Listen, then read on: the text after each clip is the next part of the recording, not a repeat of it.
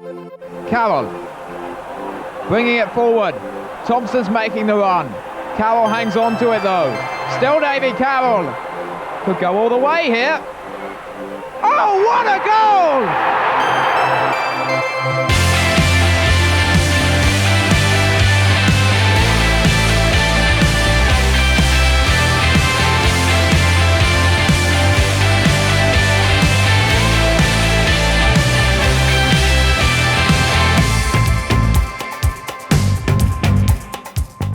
Hello and welcome to this week's episode of Ringing the Blues, the official Wycombe Wanderers podcast, in partnership with Virgin Media.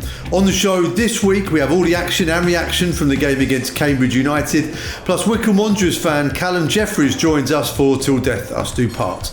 But before all of that, let's head to Mexico City for the full Liga 1 results and some Chairboys French this week with Uri. We are ringing the blues from Mexico City. It's me, Uri, and here are the results for League 1.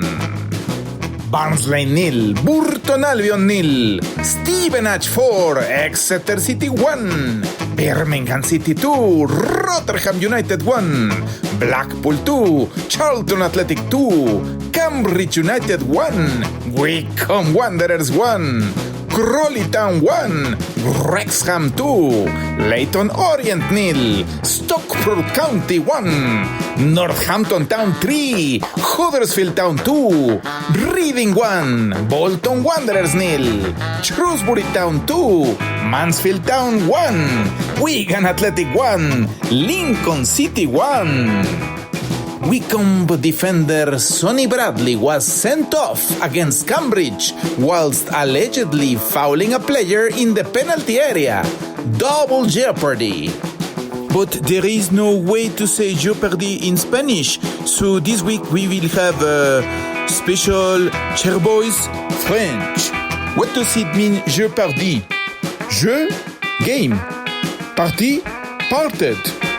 So the term was originally used in chess and other games to denote a problem or a position in which the chances of winning or losing were evenly balanced. Hence, a dangerous situation, jeopardy. Jusqu'à la semaine prochaine, de retour à l'Angleterre avec mon ami Philippe Cachapoul. Adieu. Magnifique, Uri. Superb. You really are the master of languages. Right then, Wycombe Wanderers travelled to the Abbey to take on Cambridge United on Saturday. Here's what happened. Brian Jeeves joined us on commentary. Cousins chips it over the top looking for Ballard, who's made a good run. Flag stays down. Oh, and he hits the bar with the spin and the shot.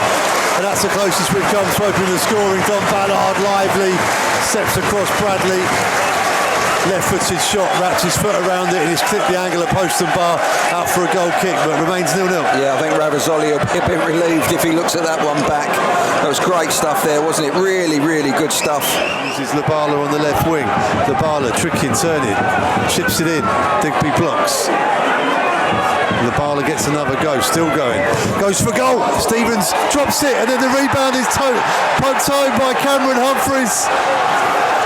Scored against Cambridge at Adams Park earlier in the season and he repeats the trick again today. The shot came in from Labala, Stevens didn't gather and Humphreys, Johnny on the spot, rolls it home to give Wycombe the lead. Cambridge 0, Wycombe 1. Exactly what I was going to say, Johnny on the spot there, and that was great, wasn't it? Because the shot come in, the goalkeeper spilled it and he's just there to take the pressure off Wycombe. Yeah, the goalkeeper, it's a howler, isn't it? From the goalkeeper, should have done a lot better. It's straight at him, he's got two gloves on it.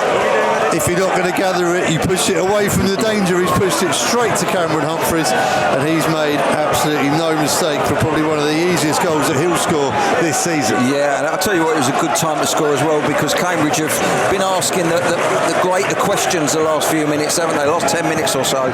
Oh, nice little nutmeg. Finds Onyedinma, cross comes into the back post. Great save. Skura got there ahead of his man and then the shot comes in and it whistles past the post from Labala. Stevens, I'm not sure if he knew much about the save. Skura ghosted in at the back post from the cross from Leahy. It's hit Stevens, and the rebound wasn't far away from being poked home by Skura for what would have been his first goal in senior football. Well, like you said, I don't know if Stevens knows much about it, but if he does, that's an amazing reaction save. I was just waiting for the net to bulge and Wycombe to go 2-0 ahead. He was on your dimmer with the cross. Yeah, he caught him sleeping, didn't he? Rofe is nowhere near it. And the shot coming in goes past the post and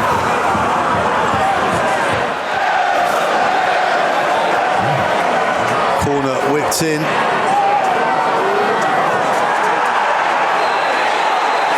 Penalty. Referee's given a penalty there. The player went down. Bradley was going up for the header and the player has gone down. And the referee took a long, cold look at it and eventually brought it towards the spot. There's a big delay there. The referee's Bradley looks absolutely perplexed. And he's given a red card. Is Bradley gone? Well, that is I've seen no contact made. Just looking again.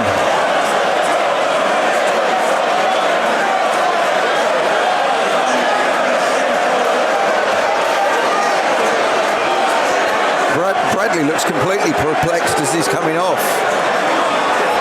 Well, but is this a turning point in the game? You would have to imagine it is.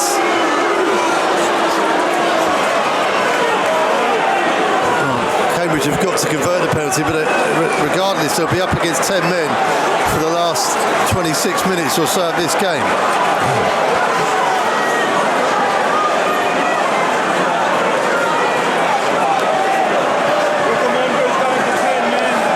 Bradley's left arm has connected with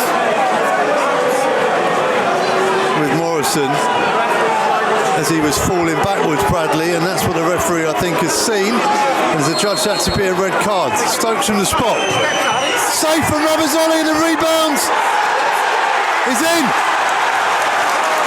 Ravizzoli got the touch to it, and the ball's been bundled home, and Cambridge have equalised. Or no, has it been given as a foul? I think it's been given as a foul. It's been given as a foul.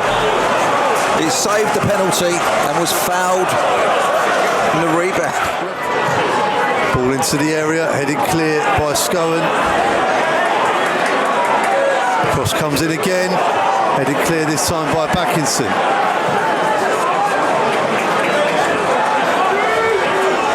Stokes goes for goal. Yes, what a goal! Wonderful goal. What a strike from Stokes.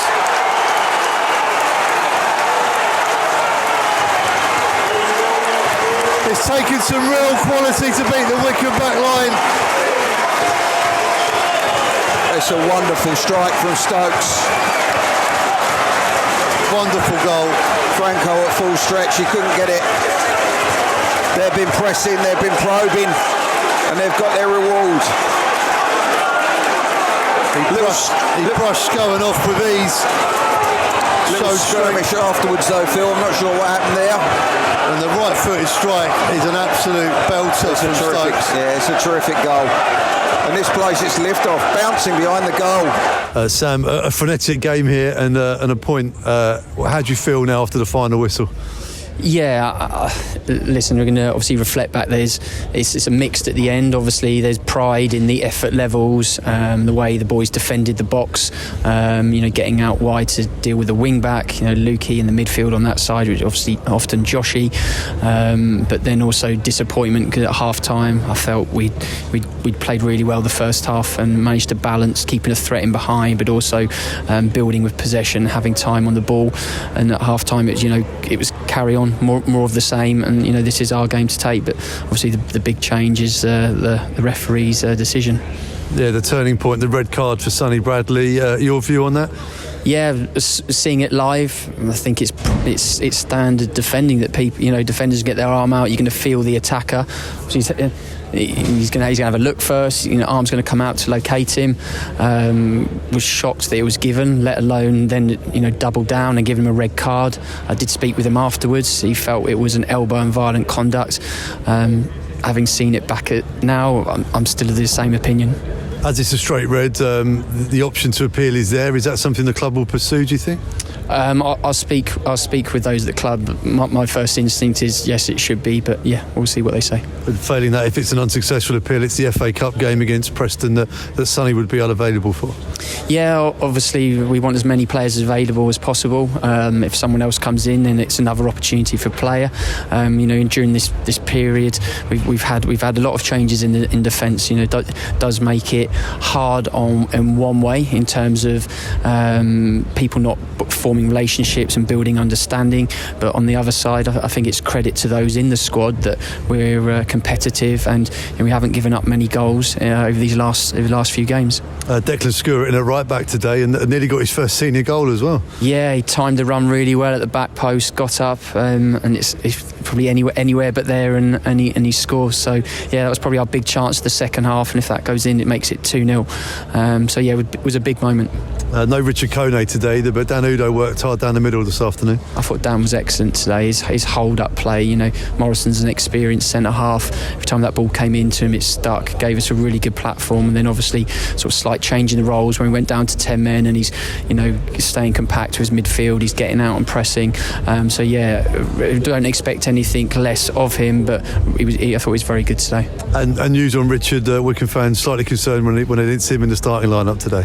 Yeah, he took a whack in that game, and sometimes once the adrenaline goes, and there was plenty of it on Tuesday night, he got a slight swelling, and you just got to give that time to settle, otherwise there's a chance of exacerbating it, but he'll be back soon. And back to the game at 1-1, we should also mention Franco's penalty save as well, but a great strike from Cambridge to get it back to 1-1, but there was a huge period of the game left then to play with a man down.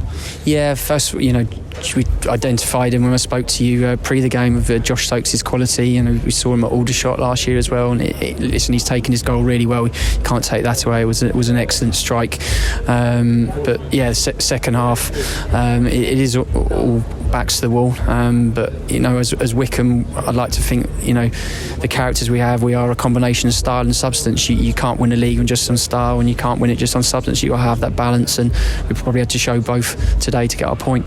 Well, the 12th and later on in the game, the 11th man was the Wycombe fans. Huge turnout here today, and really made themselves heard. Yeah, and carrying it on from Tuesday night, probably with everything that's going on, and obviously speaking about the great efforts and individual performance of players, I should have mentioned it because it wasn't our highest attendance on Tuesday, but in terms of volume and noise, it was excellent, and again, really appreciate that. They've been fully behind us recently, more than ever it feels.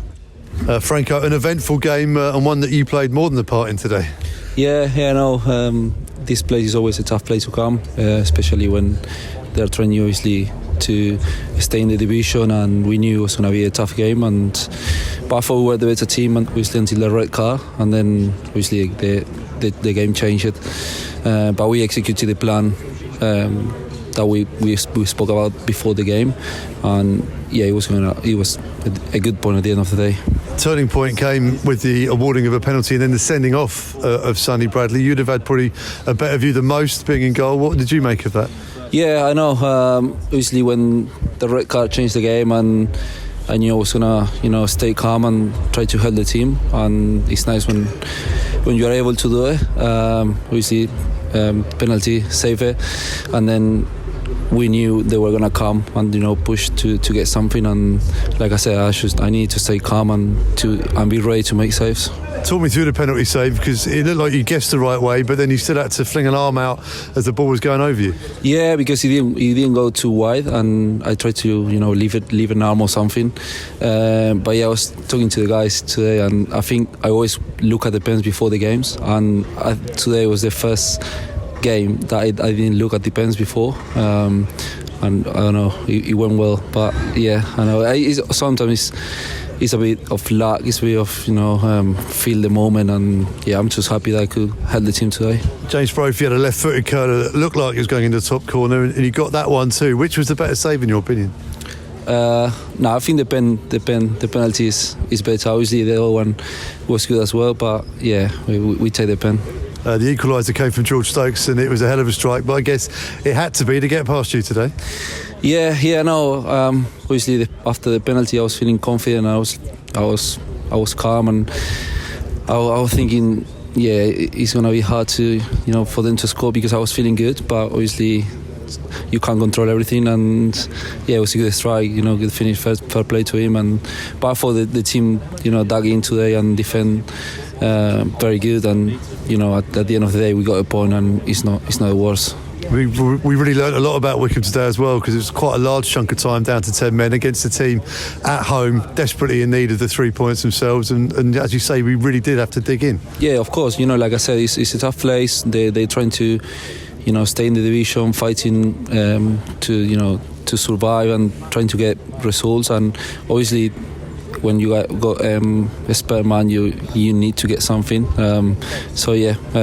We had this situation against Blackpool not long ago, and it was similar to today. I think we defended very well, but at the end of the day, when they push in and try to get something, it comes. And finally, what's the mood like in the dressing room? Because obviously leading 1-0 away from home to come away with a point in these circumstances, what's the mood like in there? Yeah, it wasn't bad. Obviously we wanted to win, and we thought we could have won it. But like I said, at the end of the day, it's a point. It's a long season, still so many points to play, and I think hopefully at the end of the season it's a point like that counts. So it wasn't a bad mood. It was a good mood. And nice to hear the fans singing your name after the penalty save as well. Yeah, I know. Yeah, fair play to them. They were loud today. I think they fill up everything, and they're always there for us. So really thankful with them. Stuff. Great to hear from Sam Grace and Franco Ravizzoli. But what did those Cambridge United fans make of it? Here's the opposition view. Champers 79. First half, I thought Wycombe bossed the game without getting out of second gear. I always felt they were in total control, even though they weren't pleasing on the eye. Second half, we did better, but that was a really silly red card to pick up. Without it, I doubted we'd have scored, so thanks Sonny Bradley. A point is good when playing a decent side, but we need to find a string of wins, or we risk being cut off. CUFC Denmark. Watching the Wycombe goal again, it really was a poor one to concede. It was a good point for us, but we only really looked dangerous after they went down to 10 men. Monk out. Done. We should have won that. Missed a penalty, and as usual, Stevens makes another mistake. These draws aren't going to be enough soon. We need wins, and to erase these stupid individual errors which are costing us almost weekly.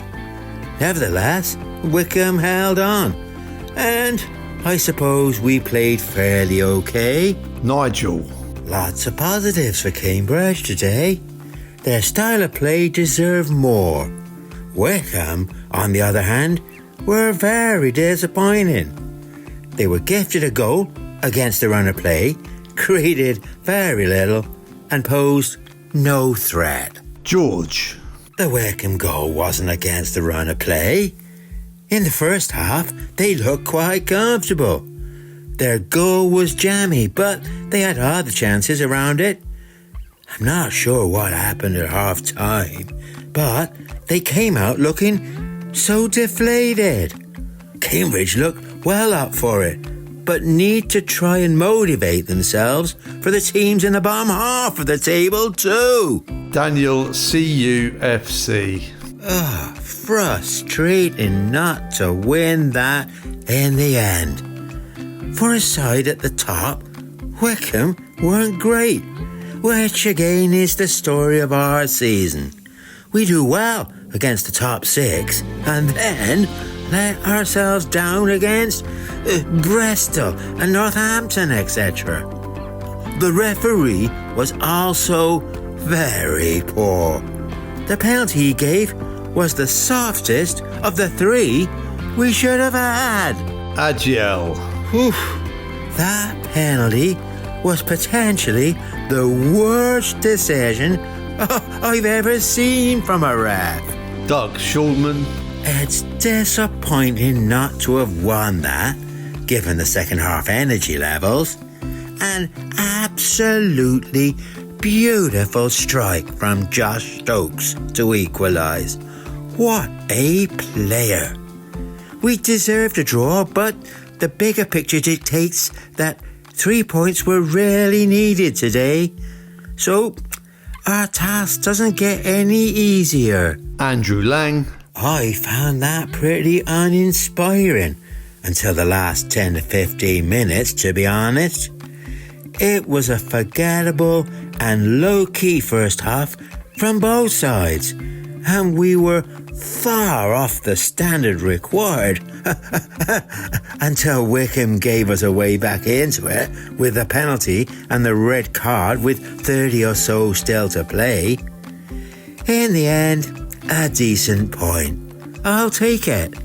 I was unimpressed for much longer than I was impressed today, but who really cares, so long as we find a way? Stavichko. After such a horrendous first half performance from us, to be disappointed with a draw against Wycombe is quite an unexpected result. Jim.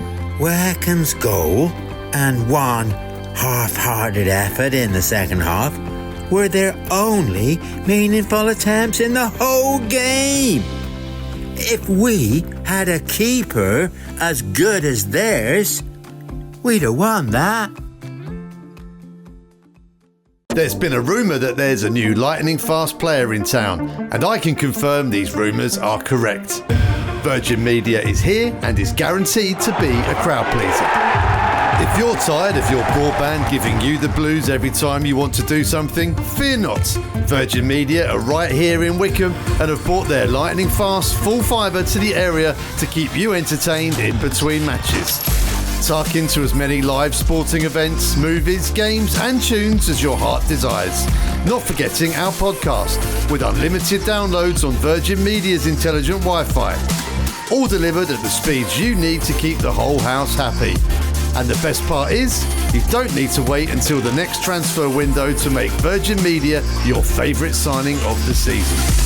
Find out more at virginmedia.com or drop into your local O2 store. New customers only, eligible Virgin Fibre areas only, subject to survey, network capacity and credit check.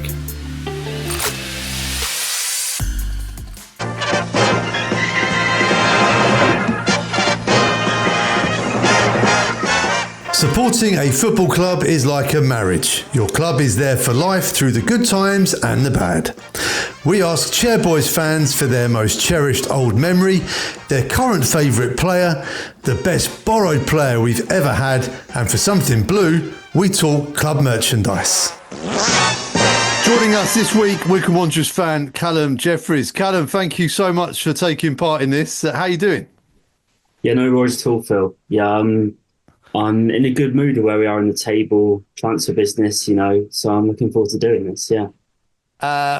Being a Wycombe Wanderers fan, it's never dull, is it? Let's be honest. But back in, last summer, did you ever think you'd be sat here in February now, Wycombe Wanderers in the automatic promotion spots? That's not many people saw it coming, did they?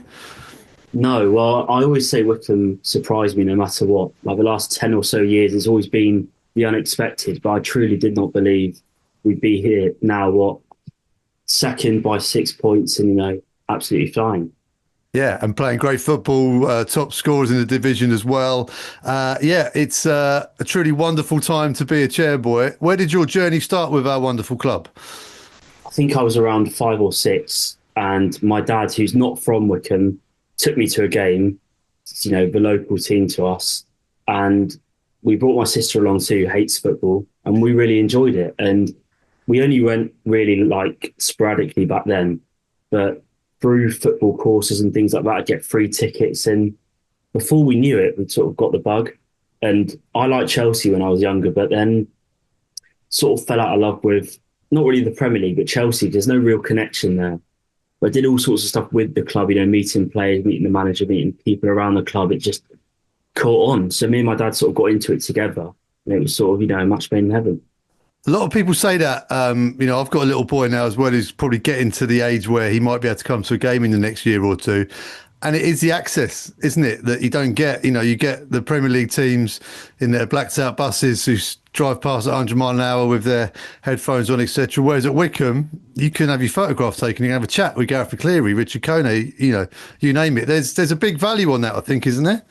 Absolutely, yeah. So because my dad was quite old fashioned, he bought me a little autograph book, and I'd go on the side of the pitch and get them all signed by players. I'd have a pen ready, so it was very easy access, and it felt like I had a real connection to you see Didier Drogba on TV, but I know I got to meet Sergio Torres, so who's the real winner?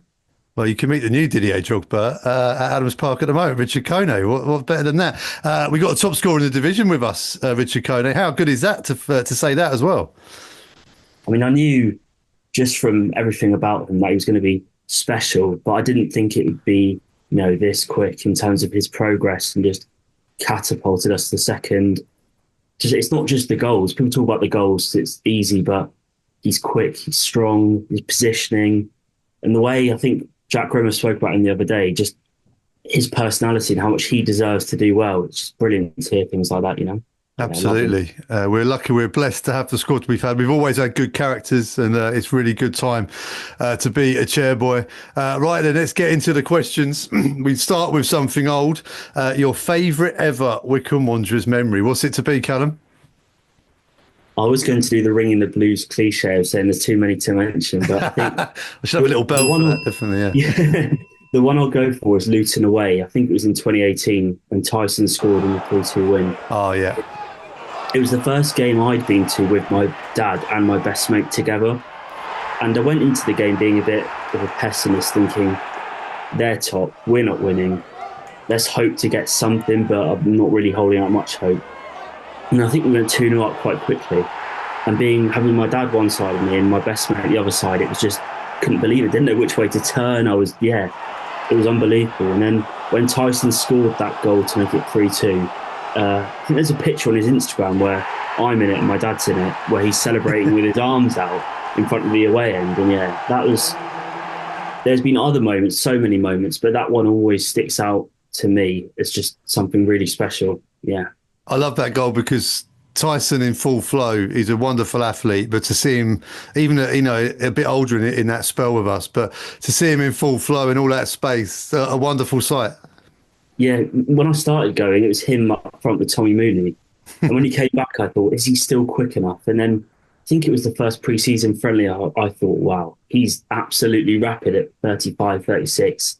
Yeah, absolutely love Tyson. Yeah, I think it was a through ball from Dom Gape as well. And I remember doing the commentary, and I just thought, I looked for the flags. I thought he's in so much space, he must be offside, and he wasn't. And I was like, oh, this is it. But then there was still loads to do, wasn't there? It was a great finish, but also you mentioned it there. It was so sweet. It was in front of the away end, in front of those Wycombe fans. Yeah, I thought maybe he had too much time to think. So he got the ball and was bearing down on goal, but he just slotted it past the keeper and ran over. I think that feeling when that's the thing with the Premier League now. I haven't been to a game with VAR, but I'd be worrying about, is that offside? Is that going to be chalked off? But there's no doubt at all it's a goal. We're winning. It's just, proper football. And that away end at Luton, how were your knees after that night? Because, I've sat in there a few times. It's pretty tight. Yeah, very cramped. But I quite like that. I don't really like the new identikit stadiums that teams have, the Everton, new one, Tottenham. Yeah, it's just an old-fashioned, especially the walk to it, like just old-fashioned proper football ground. I think they're moving now, aren't they? So that's going to be, the past. I always enjoyed winning at Luton. We did it a few times, but they always used to look down their nose at us, didn't they? Because it was, Wycombe come here and they don't play football, they do this and this. So to win there was always incredibly sweet. Yeah, I think so. And I think not just Luton fans, but many fans still think we play like that, and they still talk about us, how are Wycombe doing this, and they're still playing that way. But I think when they do face us, they're in for a bit of a shock. So, yeah, it's always lovely to get one over on them. And now Luton, they've taken Matt Bloomfield, and they've been trying to sign one of our players. It's strange how tables turn, isn't it? Yeah, I can't begrudge Matt for taking the job, but it would feel good if we went up and they went down and we'd sort of be looking down at them. It would be quite funny in the end, wouldn't it? Well, football has told some amazing stories down the years, and I'm sure there'll be more to come, but we shall see. Well, any win against Luton, and for balance, I should also say that Luton have never lost at Adams Park. So if any Luton fans are watching this, A, what you're doing, this is a Wycombe podcast, but B, thanks for listening. But yeah, you've never won at Adams Park, but we did have those great days at Kenilworth Road a couple of times. Right then, on to the current day, something new, your favourite player in the current squad, and what a choice. Yeah, it's too many to choose from. I could have gone for Kone, but I feel like I'll leave that for someone else to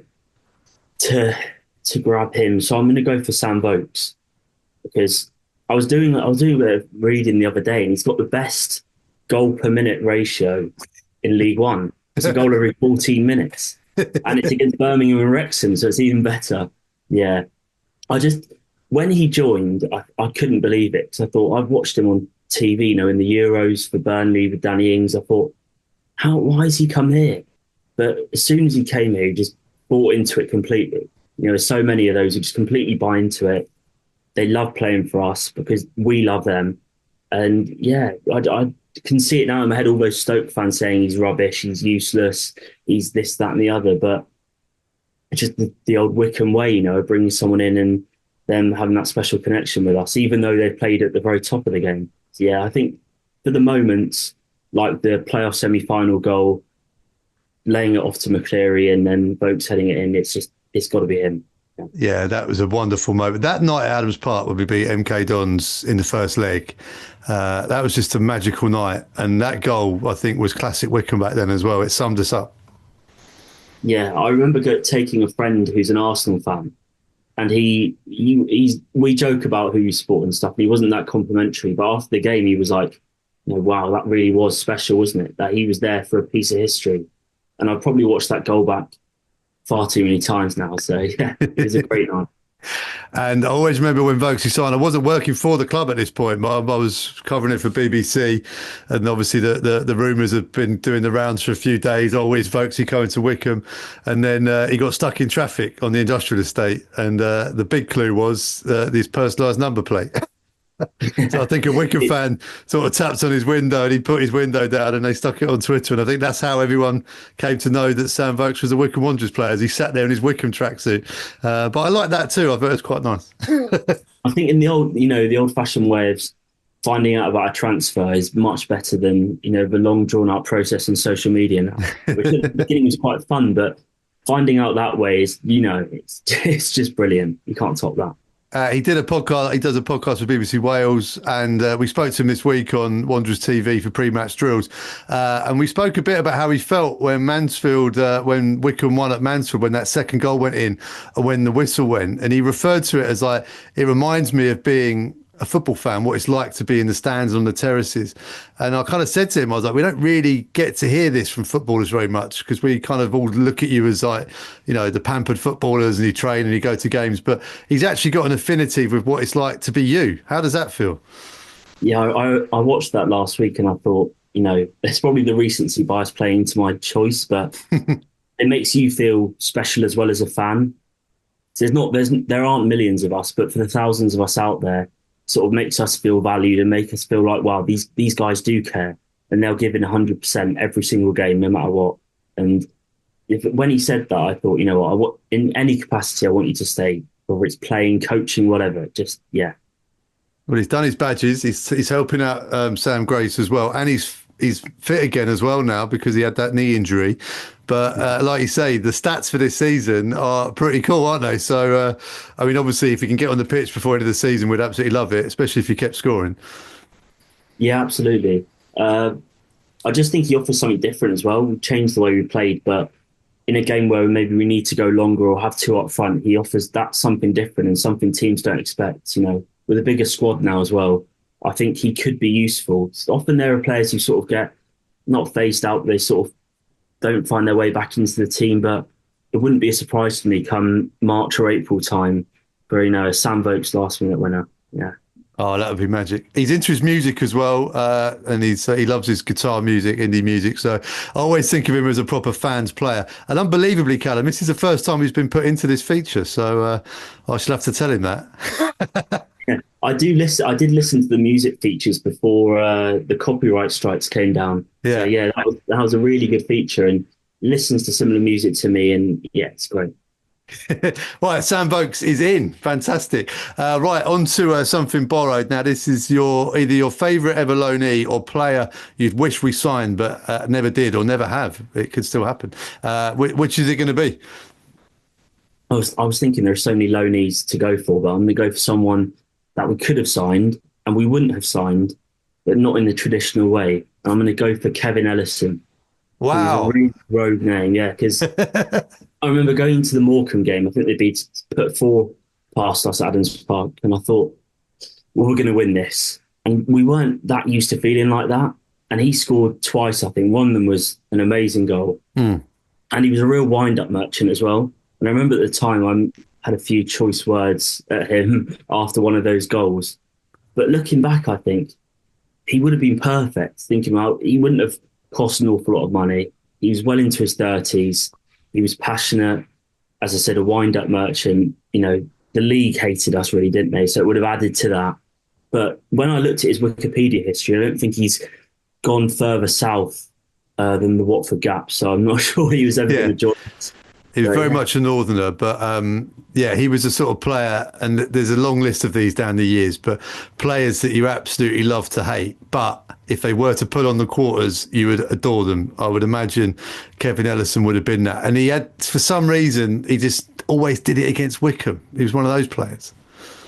Yeah, I think Jordan Rhodes is another one who's just scored so many goals against Wycombe. And when we thought we got rid of him and he's playing at a high level, he scored 3 against us for Norwich. But Kevin Ellison would have just, fit the mould. And I think he would have become a cult hero.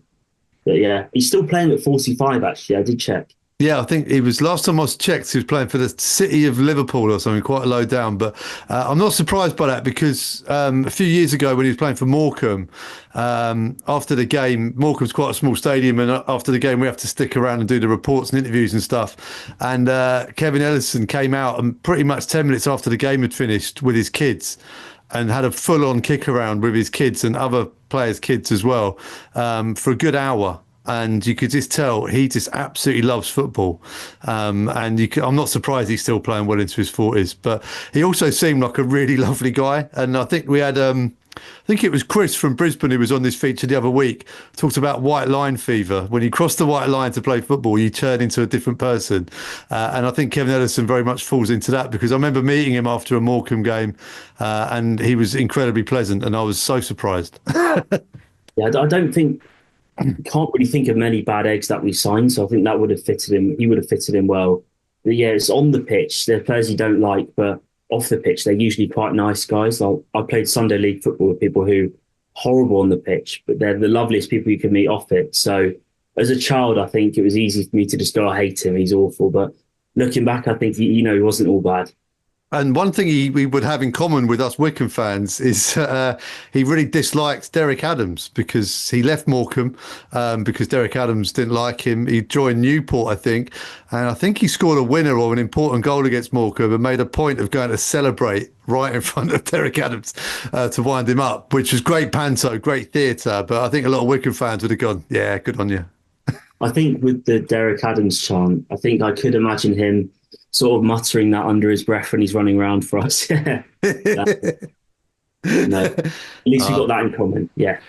Great panto figures of football down the years, Derek Adams and Kevin Ellison. Well, and another excellent entry into the Till Death Us Do Part Hall. Kevin Ellison, brilliant. Okay, so we're on to something blue now. I can see you're wearing a retro shirt. Something for the club shop that we're not selling. What are we missing out on, Callum? So I've got quite a lot of programmes. I've got a few shoe boxes full of them. And when I was younger, my dad would buy them every single week. Even if we didn't go to the game, he'd buy them. And some away games where I think I got to the age of 18, 19, I got a bit drunk and forgot to get him a programme. He'd go and email their club and say, can I have a programme, please? I'll pay for it, whatever. And they sent it out. So he was sort of obsessed with collecting them, maybe to pass on to me. And I think maybe some commemorative programmes for big games or maybe posters from, the Tottenham game, the FA Cup run, get ones like that. Because I think there's lots of independent sellers of that kind of thing. People do, have their own business. I've got one above me of the lineup from the Oxford game and the score and the stadium and whatever. So I think if we did that, and if enough requests came in, I think that could be quite good. Yeah, I think for those big games as well, the programme. I know a lot of people still, really miss the programmes and other bits and pieces. And yeah, you can't collect a podcast, you can't collect digital stuff, and I understand it. But yeah, I think for the big games, programmes would do well. I love the idea as well about these sort of commemorative posters and art that people make around these big events. Someone messaged me the other day with a Dominic Gaper at Chesterfield goal, and someone's put the team out and they've got my commentary all typed out on it. And I was like, oh my God, where does that come from? And it's people, like some really talented people out there making some really nice things. Yeah, that would definitely be a good idea. I think definitely the commentary as well, because I've seen Clive Tilsley sells his commentary notes from big games as well. So maybe, take a leaf out of his book and sell those. Well, I'm sat in my little office at home. I've got all my commentary books here. I've got I'm probably about 9 or 10 of these now, all these notes. You probably can't see them. But yeah, I've just got... Yeah. But I think I've just done my 540th match prep for Wycombe Wanderers. So, wow. So yeah, I've got them all in books and stuff like that. So yeah, so they're all sitting here gathering dust. I don't know what I'm going to do with them all. Maybe I should photocopy them and start selling them. Yeah, we do an auction for it. See how high it gets. Yeah, I've got the Oxford United final one somewhere. That'll be a nice one. Mm-hmm. Well, the Championship. We don't want to jinx it. Everyone who says, Wycombe's one season in the Championship, they always say the same thing. Wasn't it a massive shame that the fans weren't there? Does that add to the sort of the fervour about getting promoted? And obviously we have a long way to go yet, but we're in a good shape. But if it were to happen, whenever it would happen, it would be so sweet because of what happened in 2020 and 21. Absolutely. Yeah, I watched, I think, 44 out of 46 at home, and then the one was in the ground. I think it may have been Stoke or Coventry. Yeah. And even that was almost worse than watching on TV at home. And there are so many of those grounds I'd love to have gone to. And, being up against people like Neil Warnock managing Middlesbrough and teams like that. So we definitely missed that. And I feel like it doesn't quite feel real. So we still think we're due something, even though some clubs, notably Peterborough would say we had a bit of luck ourselves. But I think we're due some luck there. And yeah, full season I think the town will really get behind it as well, because for some people, they don't look below the Premier League, but they may go, oh, they're actually doing all right now. So you might get a few in the door that way as well. Yeah. And I mean, you may agree with this as well, but we were 1 point from staying up. And I think being able to play with fans in the building, I think we'd have got that point somewhere on the line. I think, sucking the ball in the net. I don't know who said it last week about us, but definitely that would have helped. In some of those games where it was quite tight and cagey, bringing Bayo on, things like that, I think it would have been, meant to be Wycombe staying up. Yeah. Yeah, well, hopefully. Well, we're a long way to go yet this season. Plenty of games to go. Do you think we can do it? I believe. I think a couple of months ago I was sort of playing it down a little, but the longer it goes on, I'm like, oh God, there's only 20 odd games to go and we're still winning, still playing well, adding players. So I believe, but I'm still not seeing, we are going up or anything like that. That can wait. Big game tomorrow against Cambridge as we speak. We speak on the Friday. This will come out next week, so the result will be known by that point. But yeah, we got a big month coming up. I think March, someone put the run of fixtures up. Some big games there: Birmingham, Wrexham, Peterborough. Although they're doing really badly this season, that's always a tricky one. They might be in a relegation fight, but then we never know. So some massive games to come. And I guess the message is for Wycombe fans, then, isn't it, that enjoy these times, because as you know, you've been here for years. It's not always like this. No, there've been some tough times, but I think we've been incredibly lucky the last 10 or so years of just every season having incredible moments with, incredible people. But it's always different, whether the style of play is a certain way or we lose the manager, we lose certain players. It's always, there's that special feeling like something amazing is going to happen. So I'll cling on to that till May and, see what happens. Well, it's exciting times to be a Chairboy. Callum, it's been great to get you on. No doubt you'll be at the games between now and May. Exciting times, and come on, you Blues. Keep the faith. Cheers, Phil.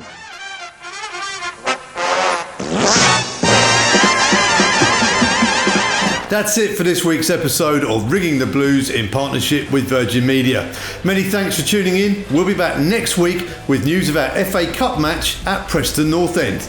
In the meantime, come on you Blues.